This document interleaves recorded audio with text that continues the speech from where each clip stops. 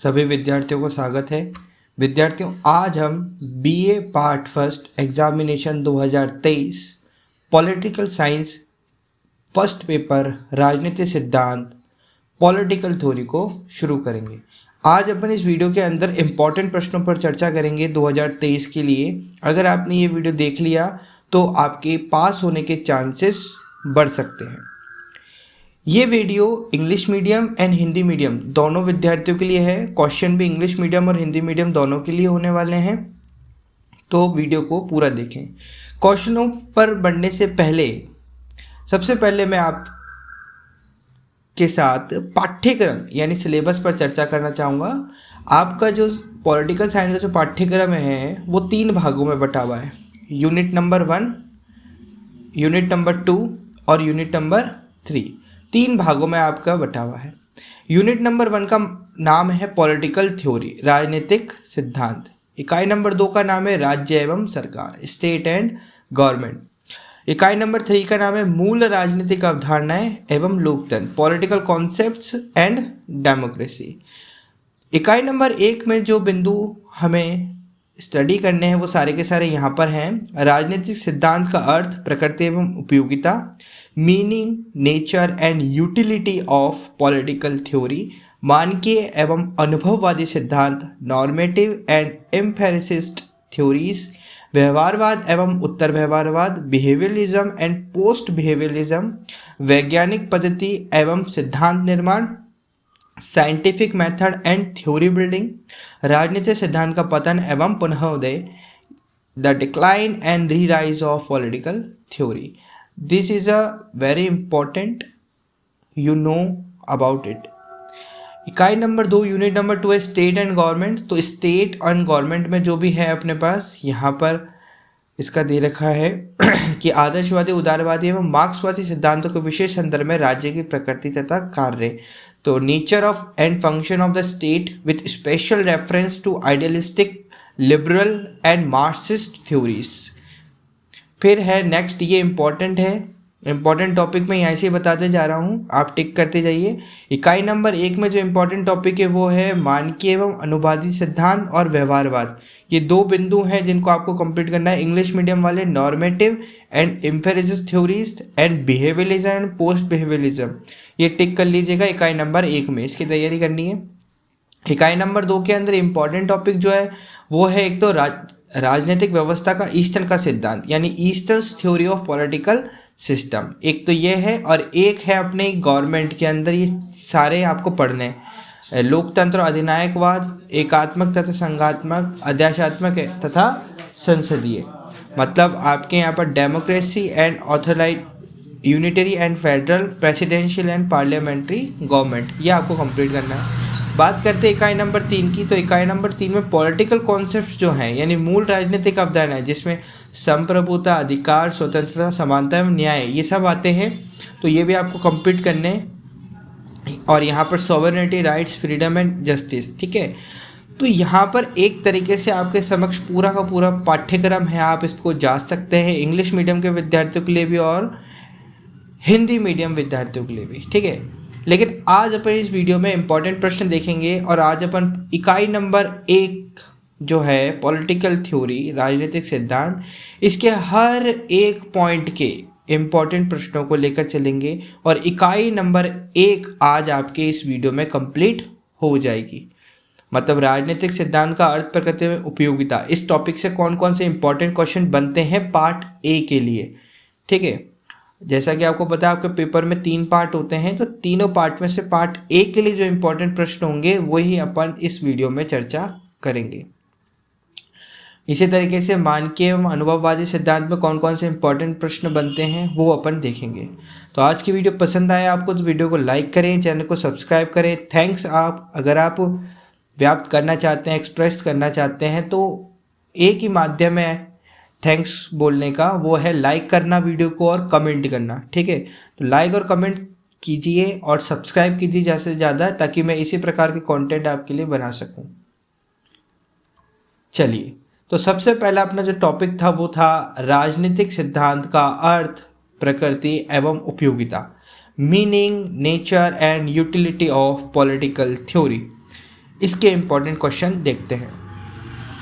तो देखिए, इकाई नंबर 1 यूनिट नंबर 1 राजनीतिक सिद्धांत पॉलिटिकल थ्योरी। पहला टॉपिक है राजनीतिक सिद्धांत का अर्थ, प्रकृति एवं उपयोगिता, meaning, nature and utility of political theory. Hindi वाले लेफ्ट साइड में, इंग्लिश वाले राइट हैंड साइड में। राजनीतिक दर्शन को स्पष्ट कीजिए, एक्सप्लेन पॉलिटिकल फिलॉसफी। तो राजनीतिक दर्शन राज्य एवं राजनीतिक संस्थाओं से संबंधित आधारभूत तथ्यों का ही अध्ययन करता है। यह राज्य की उत्पत्ति, प्रकृति, उद्देश्य आदि का सैद्धांतिक अध्ययन करता है। राजनीतिक दर्शन शास्त्र का एक भाग है। देखिए, चाहे तो आप इसका स्क्रीनशॉट ले सकते हैं, और अगर आपको इसकी पीडीएफ चाहिए तो वो भी अब उपलब्ध हो जाएगी आपके पास।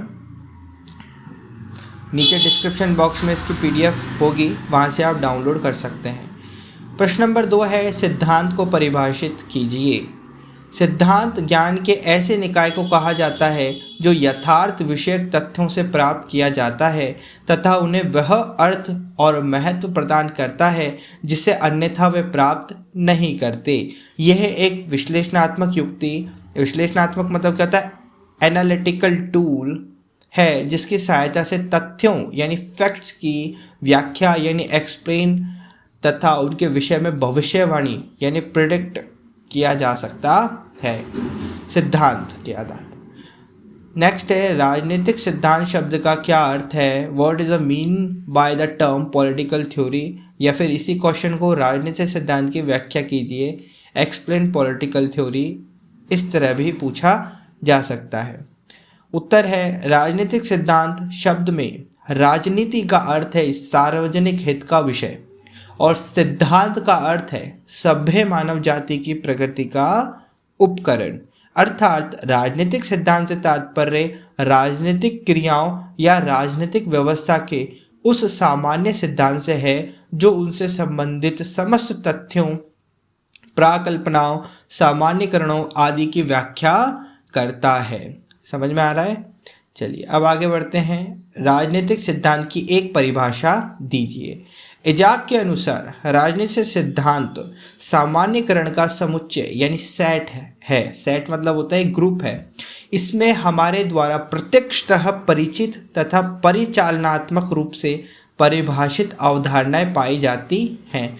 इनके अतिरिक्त इससे भी अधिक महत्वपूर्ण सैद्धांतिक अवधारणाएं पाई जाती हैं जो यद्यपि पर्यवेक्षण से प्रत्यक्ष रूप से संबंध नहीं होती हैं तथापि इन अवधारणाओं से जुड़ी होती हैं। 5वां प्रश्न है राजनीतिक सिद्धांत के क्षेत्र से संबंधित 2 तत्व बताइए। Mention 2 elements related to the field of political theory. राज्य व सरकार का अध्ययन, study of state and government. मानव व्यवहार का अध्ययन, स्टडी ऑफ ह्यूमन बिहेवियर। राजनीतिक सिद्धांत से संबंधित समझना इस बात को। आगे बढ़ते हैं। क्वेश्चन नंबर 6 है राजनीतिक सिद्धांत के क्षेत्र को कितने भागों में बांटा गया है? तो 2 भागों में बांटा गया है, परंपरागत दृष्टिकोण ट्रेडिशनल अप्रोच एंड आधुनिक दृष्टिकोण यानी मॉडर्न आउटलुक। 7th है राजनीतिक सिद्धांत के महत्व एवं उपयोगिता से संबंधित कोई 3 बात बताइए। तो वो है पहला वास्तविकता का ज्ञान यानी नॉलेज ऑफ रियलिटी, मानवीय प्रगति में सहायक यानी हेल्पफुल इन ह्यूमन प्रोग्रेस, राजनीतिक घटनाओं तथा मूल्यों में संतुलन, balance between political events and values. ठीक है, राजनीति को परिभाषित कीजिए।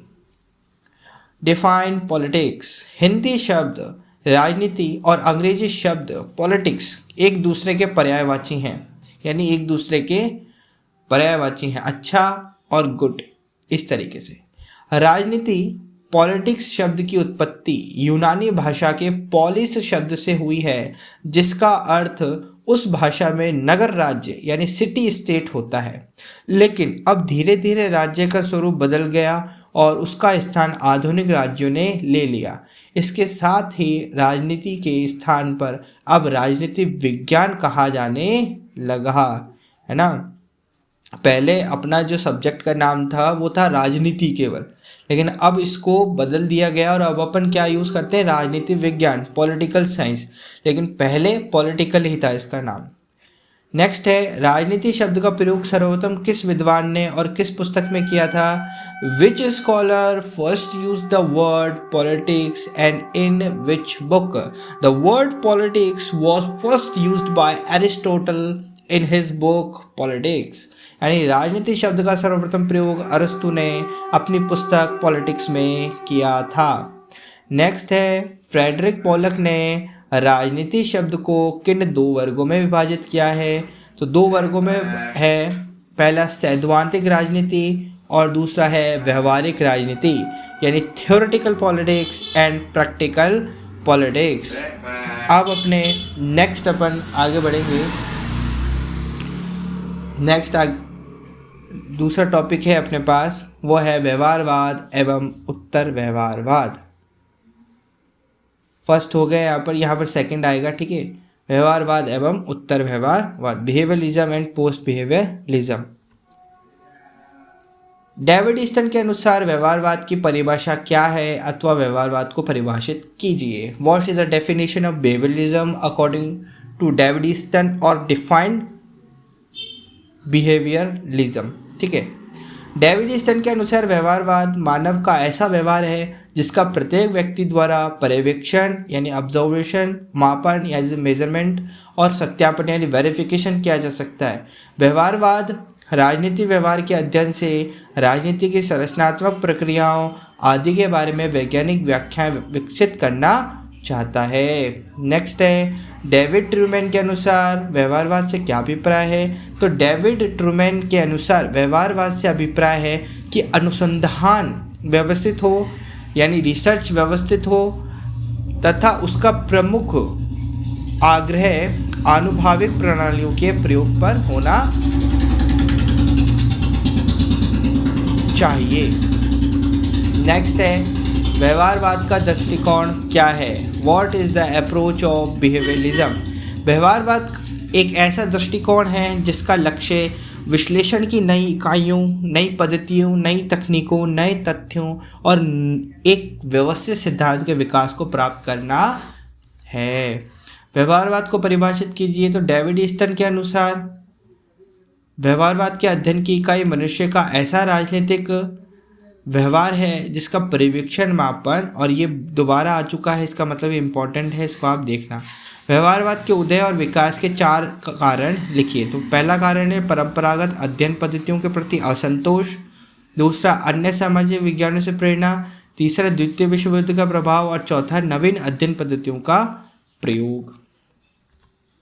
नेक्स्ट है, ग्राहम वालस, आर्थर बेंटले तथा चार्ल्स मेरियम की रचनाओं के नाम लिखिए। तो Graham Wallas, human nature in politics, Arthur Bentley, the process of government, Charles Merriam, new aspects of politics. David Easton द्वारा बताए गए व्यवहारवाद के कोई 4 लक्षण बताइए। तो नियमन, सत्यापन, तकनीकी प्रयोग और मूल्य निर्धारण। ये वैसे 12 हैं, 7 हैं, ये वैसे 7 आधारशिलाएँ बताइए, 7 या 8 हैं, तो इनको आप देखेंगे। व्यवहारवाद की कोई 4 कमियां या आलोचनाएं लिखिए। तो राजनीतिक व्यवहार की धारणा गलत, राजनीतिक विज्ञान विशुद्ध विज्ञान नहीं है, अत्यधिक खर्चीली पद्धति और मूल्य निरपेक्षता संभव नहीं है। नवा है, व्यवहारवाद की कोई 2 उपयोगिता बताइए। तो व्यवहारवाद ने राजनीति विज्ञान को नए मूल्य, नई भाषा, नई पद्धतियाँ, नई दिशाएं तथा उच्चतर परिस्थिति प्रदान की हैं।